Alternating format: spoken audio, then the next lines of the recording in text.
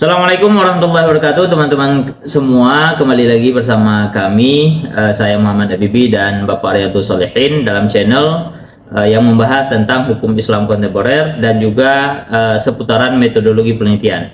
Nah, teman-teman, kita hari ini penting sekali kita bahas tentang pengalaman-pengalaman mahasiswa, cerita-cerita mahasiswa yang mereka itu kesulitan untuk menemui dosen dalam melakukan bimbingan, ya. Tapi sebelum kita lanjut videonya, teman-teman, saya ingatkan kembali bagi yang belum subscribe, silahkan subscribe channel ini agar ke depan dalam teman-teman mendapatkan informasi itu otomatis langsung dapat informasinya di YouTube.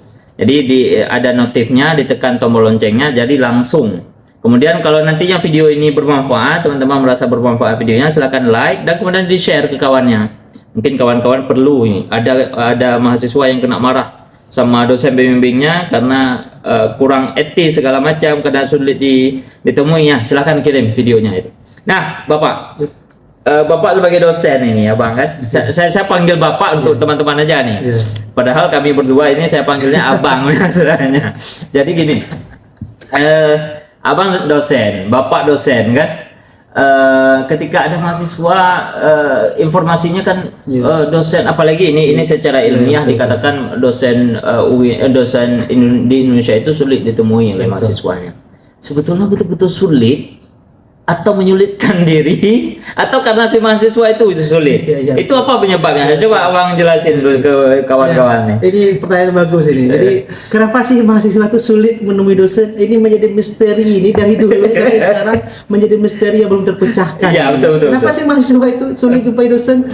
Padahal di sisi lain dosen itu selalu ada. Jadi antara dosen dengan dosen sering ketemu. Nah, kan? Kenapa mahasiswa? Kalau udah ada mahasiswa udah sulit gitu. Sulit. Ya. Pasti kalau mahasiswa ditolak. Masalah pertamanya itu pasti sulit nih.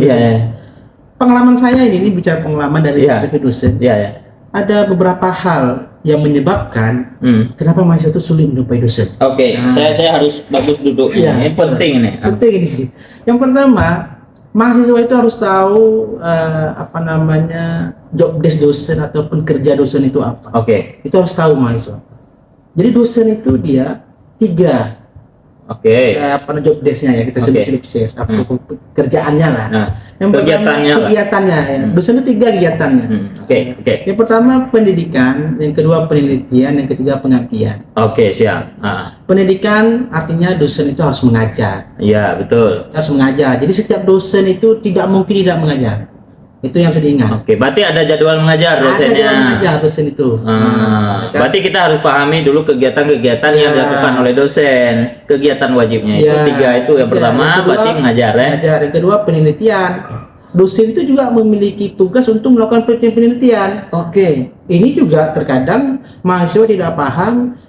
Kenapa sih dosen ini selalu di luar kota misalnya? Dihubungi tidak pernah ada di dalam di kampus, tidak pernah ada. Itu mungkin dosen tersebut sedang melakukan penelitian. Yang ketiga pengabdian. Pengabdian itu? Iya, pengabdian itu bentuk pengabdian masyarakat. Jadi dosen itu sedang melakukan ceramah segala macam atau sebagai ketua pada organisasi tertentu untuk kemudian sosialisasi hal tertentu kepada masyarakat. Ini yang harus dipahami oleh mahasiswa bahwasanya dosen itu bukan hanya membimbing mahasiswa. Artinya kita jangan menyamakan harus memaklumi itu ya pertama ya. Harus bimbingan dengan dosen ini dan dosen itu harus memberikan waktu bimbingan kepada saya. Dosen itu ya kan kegiatannya itu bukan hanya bimbingan, itu yang pertama. Yang kedua setelah memahami itu yang harus juga dilihat kenapa sih mahasiswa sering kesulitan ketemu dosen.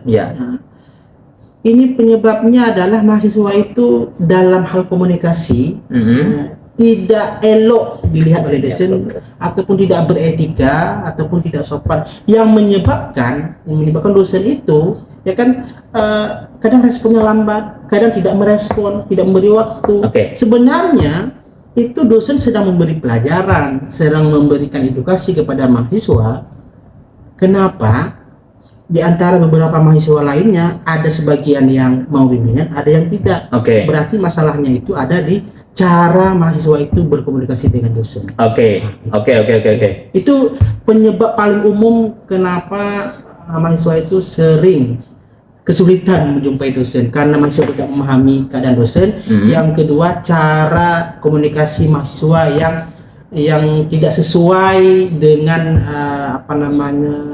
kondisi dosen itu. Kondisi dosen. Artinya ketika misalnya seorang mahasiswa bimbingan ingin menemui dosen, pahami dulu jadwal dosennya. Itu maksudnya. Pahami dulu jadwal dosennya. Misalnya ini kan, kalau kita di UIN ini, kita di UIN Aradiri ada dosen yang mengajar di syariah misalnya. Ada dosen yang mengajar di pasca. Satu dosen ini pada dalam satu hari itu bisa saja beliau itu mengajar di syariah, bisa mengajar di pasca, bisa mengajar di tempat yang lain.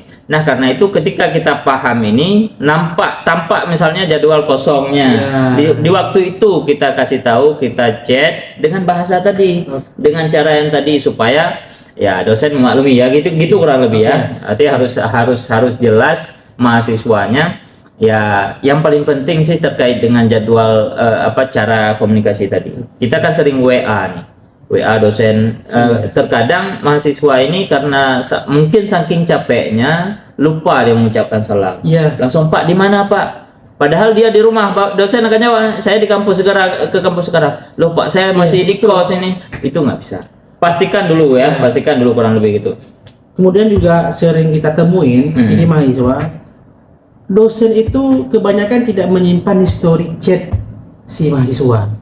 Jadi ada juga mahasiswa chat pertama pakai assalamualaikum memperkenalkan diri, kemudian minggu depannya ketika chat langsung si mahasiswanya seakan-akan sudah begitu akrab dengan dosen. Nggak memperkenalkan diri, nggak dari mana, tidak menyebutkan nama keperluannya apa, langsung Pak di mana, apakah ada ke kampus hari ini?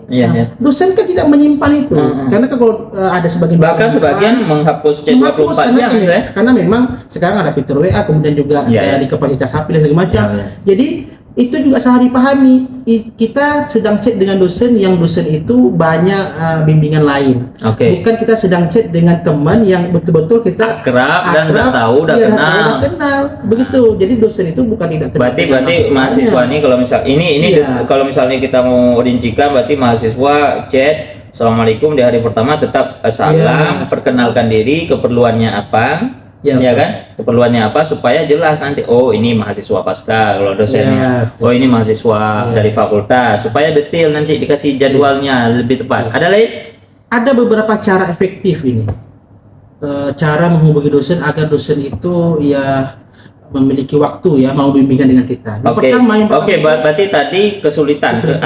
Apa penyebab memang sulit itu? Yang kedua ini caranya supaya ini pengalaman berdasarkan pengalaman saja. Yang pertama, chatnya itu harus diawali dengan salam. Yang tadi itu ya. Sopan. Misalnya apa? Assalamualaikum Bapak Ibu, ya kan? Jadi jangan langsung ke inti pesannya. Assalamualaikum Bapak Ibu, mohon maaf sebelumnya Karena ini kita kan sedang menanyakan jadwal orang lain, sedang mengajukan proposal agar gitulah ibaratnya. Berarti menghormati. Kita sedang perlu seseorang, kita harus menghargai orang itu. Yang kedua, perkenalkan diri dengan jelas. Ini yang tadi. Jadi kita harus memperkenalkan diri setiap saat. Kita harus memperkenalkan diri. Setiap chat. Karena kenapa? Kebanyakan dosen, ada juga sebagian dosen yang menyimpan, tapi kebanyakan dosen tidak menyimpan. Pengalaman saya S1, S2. Pembimbing saya itu kenal bukan cuma di kampus. Tapi di rumah sering naik mobil bersama. Tapi waktu chat, saya kasih tahu saya Muhammad Habibie mahasiswa. Karena perlu itu. Karena kita butuh terhadap dosen itu seperti itu ya. Perkenalkan diri misalnya dengan nama, NIM, prodi, ya kan. Jadi itu penting itu. Nama saya ini. Dan kalau itu kayaknya lebih efektif ya, dosen nggak mempertanyakan ini siapa ini. Gitu. Apalagi dengan banyak fitur penipuan sekarang, takutnya kan macam-macam kan. Yang ketiga, sampaikan maksud secara jelas dan singkat. Jangan tanyakan langsung, Pak, apakah sudah di kampus? Karena kan pasti dosen itu selalu di kampus. Dosen itu punya jadwal khusus. Prioritas kegiatan. Nah, ini kegiatannya apa hari ini itu udah punya. Jadi kalau kita tanya di kampus ada, tapi kita jelaskan, mohon maaf Pak, saya nama ini dengan NIM ini dari prodi ini bermaksud ingin melaksanakan bimbingan. Nah, jadi harus kita jelaskan bimbingan atau bahkan bimbingan bab 2 gitu ya. Bab 3 revisi yang minggu lalu. Nah, jadi harus kita tunjukkan maksudnya itu apa sih keperluan kita untuk menghubungi dosen, mau bimbingan atau mau bimbingan terkait dengan pertanyaan wawancara. Jadi harus jelas. Jadi dosen itu kalau semakin jelas WA-nya, dosen itu bisa memasukkan agenda itu ke dalam kegiatan hari itu. Selanjutnya, berikan pilihan waktu dan jangan menuntut. Karena kan misalnya jangan menuntut, artinya Pak, apakah saya bisa bimbingan hari ini? Siang ini Pak. Siang ini Pak. Kalau bisa di kos saya Pak. Jam 10 Pak. Itu jangan. Karena kan dosen itu punya agendanya. Dari dosen itu dalam 1 minggu itu udah punya agenda tersendiri. Oh, jadi kita menanyakan informasi kapan bisa bimbingan, bukan bisa menuntut dosen agar bisa bimbingan di jam kita. Di jam kita bukan, jadi kita yang harus menyesuaikan jadwal dosen. Karena kenapa? Tugas kita cuma satu, yaitu bimbingan. Sedangkan dosen itu punya tugas lain, sehingga karena tugas kita cuma bimbingan, kita lebih bisa menyesuaikan waktu dengan dosen tersebut. Yang terakhir, ya kan? Ini yang paling penting, follow up-nya itu dengan sabar. Maksudnya? Jangan menekan. Artinya kan, misalnya kita chat hari ini jam 9 pagi, itu jam 12 jangan langsung Pak, langsung ditanya lagi Pak, apakah bagusnya kan, gini berarti kita udah selesai buat revisi atau apa, kemudian kita chat untuk tanya jadwal, bukan untuk hari ini tapi kapan ada waktu misalnya dosen jika dibalas itu jangan langsung 2 jam kemudian chat lagi, karena bisa saja lagi kayak tadi lagi sidang penelitian ngajar segala macam. Minimal itu dalam waktu 24 jam. Misalnya hari ini kita jam 9 pagi, itu kita konfirmasi lagi itu jam 9 pagi besok. Karena kan mungkin WA itu dibaca malam, mungkin sore, karena kan kegiatan dosen pun. Jadi kalau 24 jam itu ya kan dosen sudah pulang mungkin bisa dibacanya, sehingga waktu kita WA besok kita punya alasan begitu. Ya kan Pak, mohon maaf sudah kita pulangkan diri, ini chat sebelumnya kemarin saya lanjutkan follow up hari ini, apakah ada jadwal kosong. Jadi begitu ya, kita harus follow up itu dengan sabar. Ada yang menekan, jangan memaksa dengan embel-embel waktu sidang mau tutup, saya mau jangan itu, ataupun saya tidak mau bayar SPP, jangan ada embel-embel itu. Karena kalau ada embel itu kita kan seakan menekan dosen itu, memaksa dosen itu. Dan kalau misalnya kita pakai cara ini, kayaknya hubungan kita dengan dosen itu lebih intim, lebih akrab ya, lebih akrab. Jadi bukan hanya formalitas bimbingan, tapi setelah itu pun waktu dosen ketemu maulah disapa tuh kayaknya.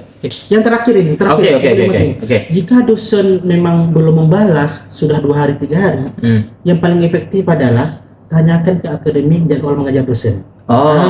Jadi untuk apa? Supaya kita bisa menunggu dosen itu di jadwal mengajar. Setelah mengajar kita jumpai, bukan minta bimbingan, minta Pak, saya sudah waktu gitu kapan ada waktu itu jadi jumpai secara langsung. Ketika memang secara komunikasi melalui online, WA dan sebagainya itu tidak ada respon, mungkin ada satu lain hal. Ini jadi baru nih, kalau saya tanyakan ke akademik jadwal mengajar dosen, karena dosen itu semuanya mengajar. Dalam 1 minggu itu pasti ada kelas. Jadi tanyakan, tunggu di depan ruangannya. Ketika beliau keluar, sambil beliau jalan, kita tanyakan, kita jumpa, kita salam, tanyakan kapan ada waktu untuk bimbingan. Bukan minta bimbingan sekarang, tapi kapan ada waktu bimbingan. Itu insya Allah bimbingannya lancar. Nggak sulit. Seperti jalan tol. Insya Allah. Jadi teman-teman, itulah kenapa dosen kita sulit kita temui dan bagaimana cara efektif agar kita mudah dalam melakukan bimbingan, mudah dalam menemui dosen untuk menimba ilmu kepada mereka. Baik teman-teman, mungkin itu untuk video hari ini. Saya ingatkan kembali teman-teman, jika video ini sudah sampai di sini pasti dilihat full ini.